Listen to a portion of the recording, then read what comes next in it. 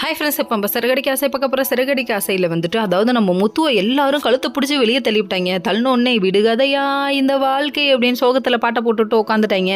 அதுக்கப்புறம் வந்துட்டு வேணாம் மச்சான் வேணாம் இந்த பொண்ணுங்க காதல் அப்படின்னு ஒரு பாட்டை போடுவாங்கன்னு எதிர்பார்த்தீங்களா? ஏங்க ஃப்ரெண்டால் தாங்க வந்தது பிரச்சனை. அப்படி இருக்கும்போது எப்படிங்க எப்படி ஒரு பாட்டை போட முடியும்? அதுக்கெல்லாம் வாய்ப்பே இல்லை ராஜா அப்படின்னு சொல்லிட்டு விடுகதையாவை மறுபடியும் தொடரணும்னு போட்டாங்க. விடுகதையா அந்த வாழ்க்கைன்னு சொல்லிட்டு மறுபடியும் பாட ஆரம்பிச்சிட்டாரு.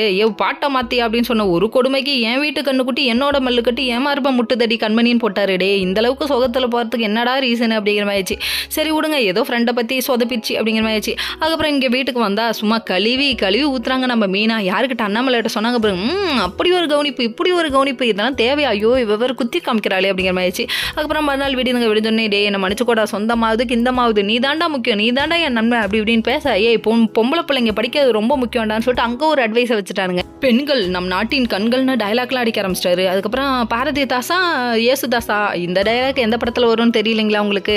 அதாவது அந்த டைலாக்கை பிடிச்சிட்டாராமா. சரி விடுங்க, இவர் கொடுத்த அட்வைஸ் எல்லாம் ஓகேப்பா அப்படிங்கிற மாதிரி ஆயிடுச்சு. இன்னொரு பக்கம் வந்துட்டு நம்ம ரோஹிணி, அதாவது ரோஹிணிக்காகவே பிரச்சனை வெளி தேடி வருது விழியா அப்படின்னு சொல்கிறாங்க. அதாவது எனக்கு நம்ம கிறிஷ் குட்டியை பிடிச்சி வச்சுக்கிட்டு அந்த பிஏ என்ன பண்ணுறாருன்னா ஃபோட்டோ எடுத்து இந்த ஷெல்ஃபி புள்ள அப்படின்னு சொல்லிட்டு பாட்டை போட்டு விட்டு அனுப்பிடுறாரு.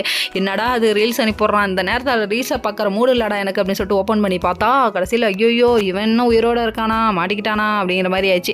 இவனுக்கு முதல்ல ஒரு சங்கு ஊதணும் அப்படிங்கிற மாதிரி ஆயிடுச்சு. அதுக்கப்புறம் சரிப்பா இதெல்லாம் ஒரு பக்கம் இருக்க, இங்கே ஒரு பக்கம் இப்படி பிரச்சனை வருது. இன்னொரு பக்கம் முத்து வந்து மீனா வசம் அம்மையா கழிவுகளையும் ஊத்துற கையோட இருந்தால் மொய் காசு இதெல்லாம் என்னைக்குன்னு சொல்லிட்டு மூஞ்சில் அடிச்ச மாதிரி சொல்லிட்டு போறாரு. ஓகே ஃப்ரெண்ட்ஸ், நெக்ஸ்ட் வீடியோவில் பார்ப்போம்.